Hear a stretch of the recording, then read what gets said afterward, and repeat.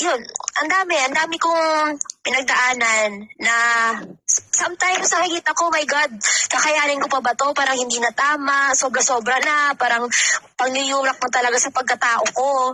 Pero alam mo, kapag you ignore it, wala silang magagawa. Kahit anong, yun nga sabi ni Ate Maldita, kahit araw-araw pa silang magmura dyan, i-bash pa nila ako araw-araw, gabi-gabi. Tatawanan ko lang sila dahil wala talaga silang magagawa sa akin. Yung buhay ko ni magbabago. So, strong ka na ngayon talaga. Manhid na. Sabi mo nga, kailangan maging manhid ka sa bashing. Para maging wala na siya, wala nang epekto. Wala nang epekto, Nani. Sa tingin mo yung in-advise ko na maging manhid sa bating, yun pa yung nakikita mo sa akin? Oo. Sa tingin ko sa'yo, manhid ka na sa bashing pero alam mo yung tama't mali. Yun yung maganda kasi meron namang manhid na wala ng konsensya. So, ayaw ko namang maging ganun. Gusto ko naman makita yung tama't mali. I want to recognize yung mali at saka kung ano yung mali sa community na to at saka ano yung tama. Doon ako sa tama, syempre. Pero yung pagiging... Kung nandiyan ka, Maldita, umakyat ka. Ito tayo dito. Yun. Hindi ko kailangan Nani, hindi ko kailangan i-explain yung buhay ko at saka kung ano ako sa lahat ng tao. Kasi ikaw, alam mo yan, Nani, kung ano man yung nangyari nun, alam mo yan, pinakita ko na sa'yo. So wala na akong i-explain pa. Diba? At saka, bakit naging issue yung mga Jollibee, di ba sila naniniwala? May Jollibee ang pamilya mo, ang family mo, wala pang Jollibee? Hindi nga sila naniniwala na kaya kong gumawa, like magsweldo ng ganun Ate Maldita.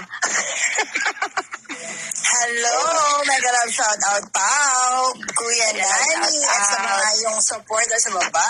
Ang saya-saya, grabe. Maldita. Yes, Kuya Nani.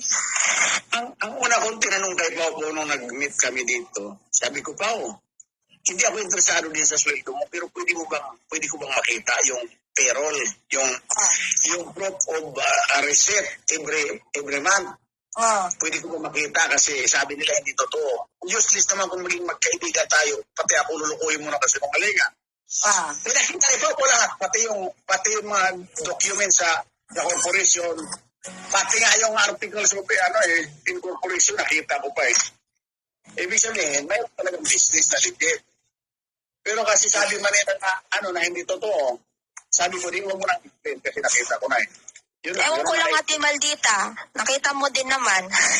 O Kuya Nani, alam nyo, kahit anong paliwanag natin o sabihin natin sa mga basher, hindi sila maniniwala kahit anong gawin natin. Kaya, basta tayo nakita ng dalawang mata natin. Walang edit-edit. Walang edit-edit, di ba? Nasa system diretso, no? Yes, ganun lang yun. Bahala na kayo, di ba? Basta kami nakita namin yung totoo. Nung nakita ko yung proof of income ni Pao, humingi kagad ako, umabot ng 80 mil na yung pera na binigay ni Pao sa akin kami na. Hindi yan ang posible. Maganda yan ang sahod sa mga tao may pinag-aralan, may tinapos at hard work. Oo nga. Hardworking na sa SOCMED. Akit ako si Daddy Sandro. Sabi ni Sandstorm, ako Pao, kung makipagkaibigan ako galing sa puso at mamali. I love you, Daddy Sandro. Alam mo Pao, may sasabihin pa ko.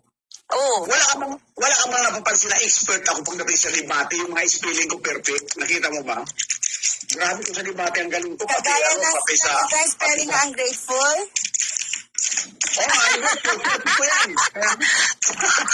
Ikaw, Kuya Nani, post ka ng post ang pabango. Ayan, nakita tuloy. Napansin. Yung best friend, yung ka-LGBT mo. LGBT ko? Pero, alam mo ba, lahat ng ko yung mga gusto. Perfect yung spelling, pati yung reclusyon.